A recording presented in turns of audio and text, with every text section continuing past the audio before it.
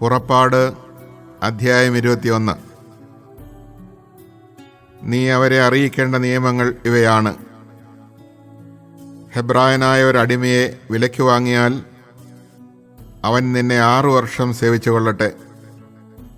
7-ാം വർഷം നീ അവനെ സൗജന്യമായി സ്വതന്ത്രനാക്കണം. അവൻ തനിച്ചാണ് വന്നതെങ്കിൽ തനിച്ചു പോയിക്കൊള്ളട്ടെ. ഭാര്യയോട് കൂടിയെങ്കിൽ അവളും കൂടെ പോകട്ടെ. യജമാനൻ അവന് ഭാര്യയെ നൽകുകയും അവന് അവളിൽ പുത്രന്മാരോ പുത്രിമാരോ ജനിക്കുകയും ചെയ്താൽ അവളും കുട്ടികളും യജമാനൻ്റെ വകയായിരിക്കും. ആകയാൽ അവൻ തനിയെ പോകണം. എന്നാൽ ഞാൻ എൻ്റെ യജമാനനെയും എൻ്റെ ഭാര്യയെയും കുട്ടികളെയും സ്നേഹിക്കുന്നു, ഞാൻ സ്വതന്ത്രനായി പോകുന്നില്ല എന്ന് ദാസൻ തീർത്തു പറഞ്ഞാൽ യജമാനൻ അവനെ ദൈവസമക്ഷം കൊണ്ടുവന്ന് കതകിൻ്റെയോ കട്ടിളയുടെയോ അടുക്കൽ നിർത്തി അവൻ്റെ കാത് തോലൊളി കൊണ്ട് തുളയ്ക്കണം. അവൻ എന്നേക്കും അവൻ്റെ അടിമയായിരിക്കും. ഒരുവൻ തൻ്റെ പുത്രിയെ അടിമയായി വിറ്റാൽ പുരുഷന്മാരായ അടിമകൾ സ്വതന്ത്രരായി പോകുന്നത് പോലെ അവൾ പോകാൻ പാടില്ല. എന്നാൽ യജമാനൻ അവൾക്ക് വിവാഹ വാഗ്ദാനം നൽകിയ ശേഷം അവൻ അവളിൽ അതൃപ്തി തോന്നിയാൽ അവൾ വീണ്ടെടുക്കപ്പെടാൻ അനുവദിക്കണം. അവളെ വഞ്ചിച്ചതിനാൽ അന്യർക്ക് അവളെ വിൽക്കാൻ അവൻ അവകാശമുണ്ടായിരിക്കുകയില്ല. അവൻ അവളെ തൻ്റെ പുത്രൻ്റെ ഭാര്യയായി നിശ്ചയിച്ചാൽ പുത്രിമാരോടെന്ന പോലെ അവളോട് പെരുമാറണം.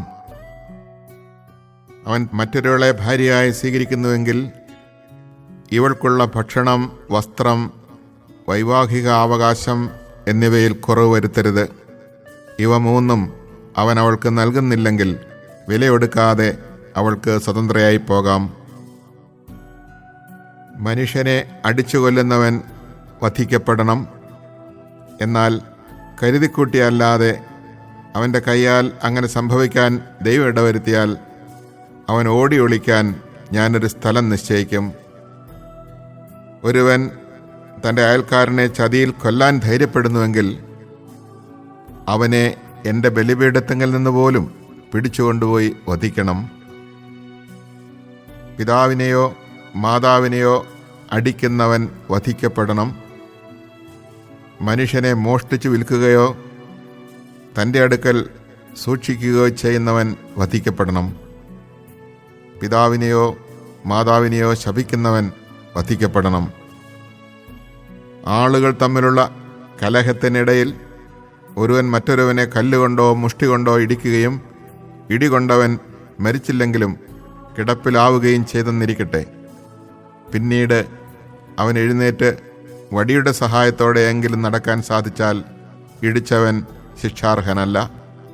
എങ്കിലും അവന് സമയനഷ്ടത്തിന് പരിഹാരം നൽകുകയും പൂർണ്ണസുഖമാകുന്നതുവരെ അവൻ്റെ കാര്യം ശ്രദ്ധിക്കുകയും വേണം.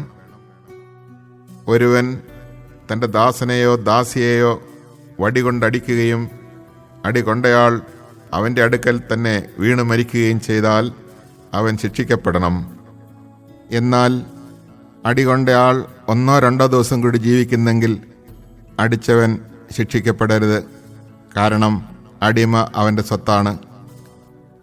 ആളുകൾ കലഹിക്കുന്നതിനിടയിൽ ഒരു ഗർഭിണിക്ക് ദേഹോദ്രവമേൽക്കുകയാൽ ഗർഭഛിദ്രത്തിനിടയാവുകയും എന്നാൽ മറ്റപകടമൊന്നും സംഭവിക്കാതിരിക്കുകയും ചെയ്യുന്ന പക്ഷം അവളുടെ ഭർത്താവ് ആവശ്യപ്പെടുകയും ന്യായാധിപന്മാർ നിശ്ചയിക്കുകയും ചെയ്യുന്ന തുക അവളെ ഉപദ്രവിച്ചയാൾ പിഴയായി നൽകണം. എന്നാൽ മറ്റെന്തെങ്കിലും അപകടം സംഭവിക്കുന്നെങ്കിൽ ജീവന് പകരം ജീവൻ കൊടുക്കണം. കണ്ണിന് പകരം കണ്ണ്, പല്ലിന് പകരം പല്ല്, കൈക്ക് പകരം കൈ, കാലിന് പകരം കാല്, പൊള്ളലിന് പകരം പൊള്ളൽ, മുറിവിന് പകരം മുറിവ്, പ്രഹരത്തിന് പകരം പ്രഹരം. ഒരുവൻ തൻ്റെ ദാസൻ്റെയോ ദാസിയുടെയോ കണ്ണ് അടിച്ചു പൊട്ടിച്ചാൽ അതിന് പകരം ആ അടിമയ്ക്ക് സ്വാതന്ത്ര്യം നൽകണം. ഒരുവൻ തൻ്റെ ദാസൻ്റെയോ ദാസിയുടെയോ പല്ല് അടിച്ചു പറിച്ചാൽ അതിന് പകരം ആ അടിമയ്ക്ക് സ്വാതന്ത്ര്യം നൽകണം. ഒരു കാള ഒരു പുരുഷനെയോ സ്ത്രീയെയോ കുത്തിക്കൊലപ്പെടുത്തിയാൽ അതിനെ കല്ലെറിഞ്ഞു കൊല്ലണം. ആരും അതിൻ്റെ മാംസം ഭക്ഷിക്കരുത്. കാളയുടെ ഉടമസ്ഥൻ നിരപരാധനായിരിക്കും.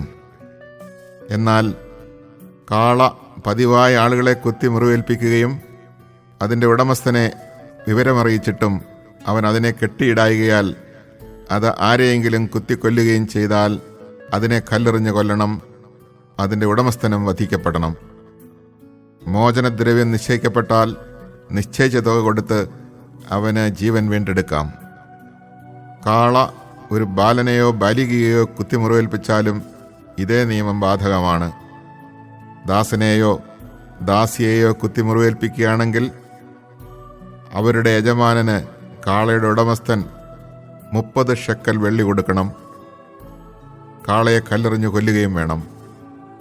ഒരുവൻ കിണർ തുറന്നിടുകയോ അത് കുഴിച്ചതിന് ശേഷം അടയ്ക്കാതിരിക്കുകയോ ചെയ്തതുകൊണ്ട് അതിൽ കാളയോ കഴുതയോ വീഴാനിടയായാൽ കിണറിൻ്റെ ഉടമസ്ഥൻ മൃഗത്തിൻ്റെ ഉടമസ്ഥന് നഷ്ടപരിഹാരം ചെയ്യണം. എന്നാൽ ചത്ത മൃഗം അവനുള്ളതായിരിക്കും. ഒരുവൻ്റെ കാള മറ്റൊരുവൻ്റെ കാളയെ കുത്തിമുറിവേൽപ്പിക്കുകയും അത് ചാകുകയും ചെയ്താൽ അവർ ജീവനുള്ള കാളയെ വിൽക്കുകയും കിട്ടുന്ന പണം പങ്കിട്ടെടുക്കുകയും വേണം. ചത്ത കാളയെയും പങ്കിട്ടെടുക്കണം. എന്നാൽ തൻ്റെ കാള കുത്തുന്നതാണെന്നറിഞ്ഞിട്ടും അതിനെ കെട്ടി നിർത്തുന്നില്ലെങ്കിൽ അവൻ കാളയ്ക്ക് പകരം കാളയെ കൊടുക്കണം. ചത്ത കാള അവനുള്ളതായിരിക്കും.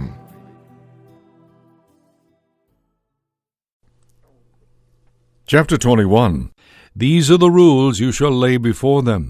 When you purchase a Hebrew slave, he is to serve you for 6 years, but in the 7th year he shall be given his freedom without cost. If he comes into service alone, he shall leave alone. If he comes with a wife, his wife shall leave with him. But if his master gives him a wife, and she bears him sons or daughters, the woman and her children shall remain the master's property, and the man shall leave alone. If, however, the slave declares, I am devoted to my master and my wife and children, I will not go free, his master shall bring him to God, and there at the door or doorpost he shall pierce his ear with an awl, thus keeping him as his slave forever. When a man sells his daughter as a slave, she shall not go free as male slaves do. But if her master, who had destined her for himself, dislikes her, he shall let her be redeemed. He has no right to sell her to a foreigner, since he has broken faith with her. If he destines her for his son, he shall treat her like a daughter. If he takes another wife, he shall not withhold her food, her clothing, or her conjugal rights. If he does not grant her these 3 things, she shall be given her freedom absolutely without cost to her. Whoever strikes a man a mortal blow must be put to death. He, however, who did not hunt a man down, but caused his death by an act of God, may flee to a place which I will set apart for this purpose. But when a man kills another after maliciously scheming to do so, you must take him even from my altar and put him to death. Whoever strikes his father or mother shall be put to death. A kidnapper, whether he sells his victim or still has him when caught, shall be put to death. Whoever curses his father or mother shall be put to death. When men quarrel and one strikes the other with a stone or with his fist, not mortally, but enough to put him in bed, the one who struck the blow shall be acquitted, provided the other can get up and walk around with the help of his staff. Still, he must compensate him for his enforced idleness and provide for his complete cure. When a man strikes his male or female slave with a rod so hard that the slave dies under his hand, he shall be punished. If, however, the slave survives for a day or 2, he is not to be punished, since the slave is his own property. When men have a fight and hurt a pregnant woman so that she suffers a miscarriage, but no further injury, the guilty one shall be fined as much as the woman's husband demands of him, and he shall pay in the presence of the judges. But if injury ensues, you shall give life for life, eye for eye, tooth for tooth, hand for hand, foot for foot, burn for burn, wound for wound, stripe for stripe. When a man strikes his male or female slave in the eye, and destroys the use of the eye, he shall let the slave go free in compensation for the eye. If he knocks out a tooth of his male or female slave, he shall let the slave go free in compensation for the tooth. When an ox gores a man or a woman to death, the ox must be stoned. Its flesh may not be eaten.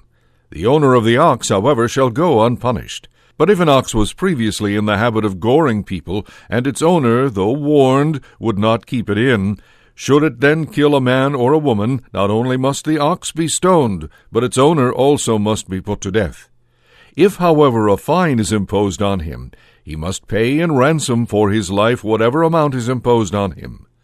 This law applies if it is a boy or a girl that the ox gores. But if it is a male or a female slave that it gores, he must pay the owner of the slave 30 shekels of silver, and the ox must be stoned.